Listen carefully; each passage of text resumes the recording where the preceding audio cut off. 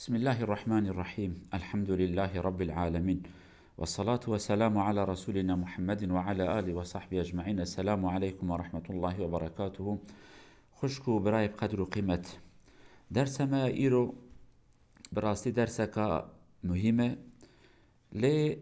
نجبو نوان إنسان زوجان دي إنسانك زوجان دينا بميرو بجنة نجبو نوان لجبون زاروكي وان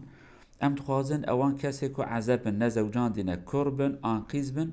یاجی اوان دی و باوی که زاری وان نزوجان دی هنه او گوداریا بی صحبت باش بکن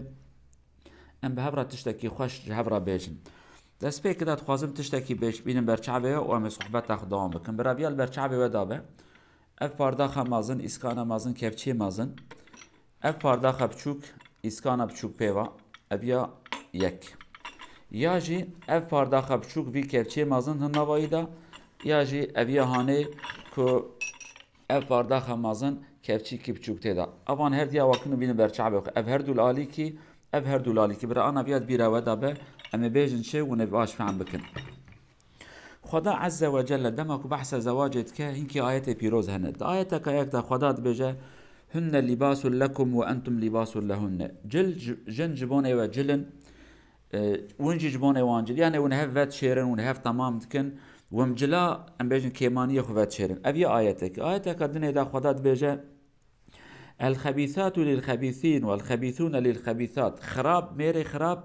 جني خراب را جني خراب جميري خراب را دبي والطيبات للطيبين جني باك جني محترم جزلامي باك ومحترم وجني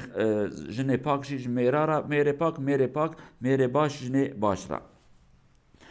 اف تشتهانه دسپیک دا هل بجارتنا حواله کی کو ام بهورا مال حیاتکی بدن آوا کرن مالباتکی آوا بکن جیانکی بردوام بکن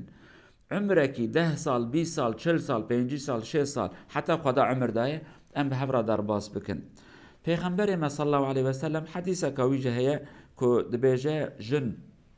جبونه چهار تشتا تینی که کرن اوی تشتهانه یعنی اکو بیجه دو عرف و عادت انسان دا چهار تشتهانه قسمك إنسانا دبي تنكح المرأة لجمالها ونسبها ولمالها ولدينها يعني جن جبونه خشكيا خو هناك إنسان دبي براجنا برخاشك به هناك دبي براجنا من زنجين به بري بهبن هناك دبي جن براجنا من خد قيزة عشيرتك مازن مالباتك مازن مشهور سياسة زنجين وارحاصل بشكل كي كنا بودنجي بهبه وقسمك يجي دبي الإنسانا لجنکی دما کدگرن جبان دین و اخلاقی ویدگرن پیغمبر نصیحت خوش مراد بیچه ده فظفر بذات الدین تربت یدک او جناك خدي دين واخلاقه تهرويها البجره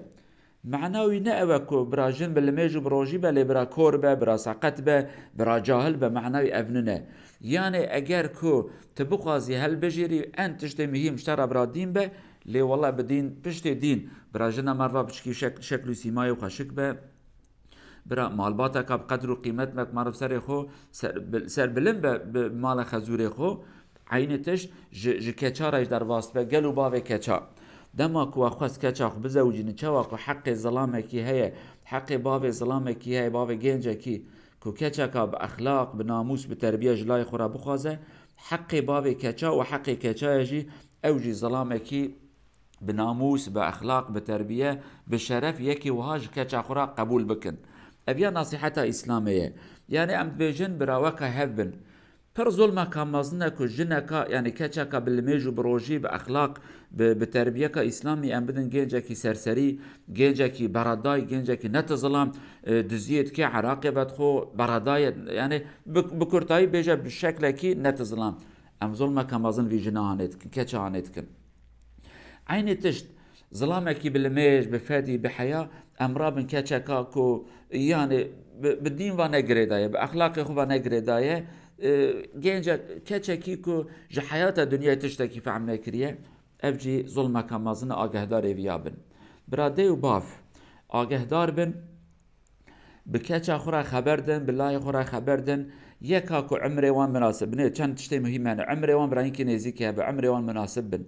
برا علم و زانبون وان مناسب به ثقافت و کلتر وان روشنبیری وان برا اینکه نزدیک هبن یعنی کچکی که اونیورسیته خواندی زلام ویژی نزانا نابق بنفسینه یا جی برا جیوی کارهانه میرک بیا دکتر لیجی ناوی نزانا نابق بنفسینه اوانا به هفرا نکارن اداره بکن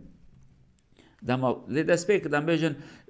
عمري اون 19 20 21 اشخاص زوجين ظلام يديش در ودا خدنا ودست بيكر جناوي بي رمضان دبا ياجي بالعكس كاتش جنك خدنا دوام كر ظلام تجي كدا بو مامور دولتي بو وظيفكي بو قيد كان كي جناوي دبلوم قبلنكن زرارتنا بهفره تمام تكن لدست بيك دا آگهدار وی کار هانه بن فقیر و زنگین براستی قاسك ممکنه برا مادیت وان جنزیکی هبه لورا گلک جارا مال باف زواج بوکرات بیجن گاوا فقیر به تقیزا فقیر کی بو تنظام بونان چیه خوارن چیه تهاتی تلفر هر تشی دینی هدی ت اسرافت کی خرابیت کی یاجی بر بعد جیوی ظلام کچ یاجی مال باف کچ ظلام راد بیجن نام تنبوت بخوی لی معلسف ایرو تبخیره کچم زنگین بوی ترابی ایجا ظلمل کچامت کی یعنی اوانا برا عمر وان زانبون وان اخلاق وان قالك تشتوان برانيزيكي هبن حتى كوانا خيرج هب بدينن ابي نصيحته هاني جوان كاتشو خورتك هيجا نزوجين ام جوان راد بيجن يا وان كان كسيكو ديو بابي وان هنا كاتشي وان هنا تخوازن كاتشي هولاي خبدن زوجاندن برا اب نقطه هاني هبه وتشتكي ديجي امصا بيجن جوارا قالوا كاتشا قالوا خورتا بي رازي بونا ديو بابي خو نزوجن قالوا ديو بابا كاتشي خو بي رازي بونا وان لا خو بي رازي بونا وان نزوجين بلکه بیشتر او زمان یعنی درباس بو بلکه جهنک انسان را درباس بیه لیش هنک آرایش درباس نبیه ای گلو گنج و گلو کچا گاوا کدیو بابه و بوکا و جنا کن تخازن پیرا بزوجن جدینی ویج اخلاقی و تربیه و نرازی بن گوداریا نصیحت وان بکن وارا نزوجن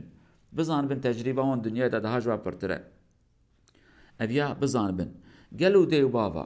وجی لایه و کچا و گاوا شخصی که قبول کرد و تخازن پیرا بزوجم تماشا دینی وی اخلاقی وی تربیه وی انسانیتی وی بکن اویا صبح دکاره کچا و بپارزه آن اویز کچا هانی دکاره صبح رو دایک تیج نوی ورا بکه شتورنه ورا بکه جلای ورا ببه کوانی ببه برمالی بلای ورا مالبات کی بدا آوا کرن آگه داره ویابن خوشکی باشه زانبون مالبات کا باش لیجه هر تشتی مهمتر دین اخلاق تربیه اوانا مهمن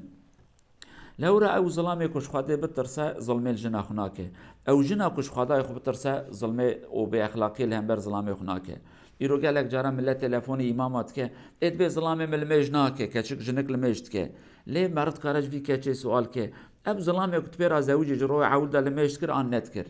كابي جوات بيرا زوجي بالمجبو ان بالمجبو اگر کو بالمج به ظلمي خو كريته بيش تي ظلمي خو كر امنو كارم بيج مال خراكه جرا روجا عولت بعقل بوناي روجا عولت زانا بوناي روجا عولت بغوت برخدي ايمان واخلاق وتربيه به افتشتي هاني برد عقل ودا بني انا مدم مثال بدن برچعبه و بني پاردا خمه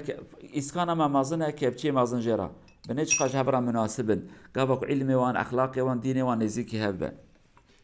عيني پاردا خ كبچوك بني كبچي بچوك لوي گلاس هاني ابي طبق هاني جرا مناسبه چخ هف تمام تكن بشكل كي قال خوش ابي ابا خدي امر متك ابا عقل جمرات بي تجربه جمرا قوتيه برا وهابن تماشي بياكن پارداخ ما بچوكه كبچي ما جي ماستر يعني بكيري هبنايني اوانا زحمتن تماشاكن پارداخ ما مازنه كبچي ما بچوكه كبچيت كبه ناواي تماشاك كبچيت ناواي دهان داد به اوانا بكيري هبنايني ابيا ديبلكا طبقه بچوكه ابيا پارداخ ما جي ماستر زحمتن يعني كيجاج وانا مير كيجاجن او كيف اوزانه لي برهف تمام بكن جلكي بين تشتكي دي جوارا بيجم زاروكي كي 10 سال بين جل ظلامكي 20 سالي لكن جا چوي ياجي ظلامكي 30 سالي جل زاروكي كي بچوك بين لكن كا پانتوري ليد به كا چاكيتي ليد به كان بيجن جلكي دي بيلا وايل نگي به معناوي دنگي هبن ليج هر تشتي مهمتر آگهدار دین بن آگهدار ایمان بن آگهدار اخلاق بن کچا خون ندن انسان کی خراب ای کچا مسلمان بظلام کی اخلاق به اخلاق نه زوجه برا قزنگین به برا خوشک و مک دین و ایمان تنه به اشترا فایده تنه ای گنج مسلمان ای گنج عاقل جناکا کو بێدەستمێش بە بێلمێش بە حەلال و حرام نزان بە وڵا خۆشک بەژی زەنگین بەژی خواندا بەژی زەحمەتە نەبێ ئەز سبەی ڕۆ ڕاست بکەم ڕاست بوون بەلکی زەحمەت بێ خدا ژیانەکە پاک بکە نسیبێمەتەوە حتا صحبەتێک هاتی بین خێر و خەشیدا هێوی دارن کەم کارمن تە فایدەژوان نصیحەتا بدینن ئەمانەتی خدا بن. السلام عليكم ورحمة الله وبركاته.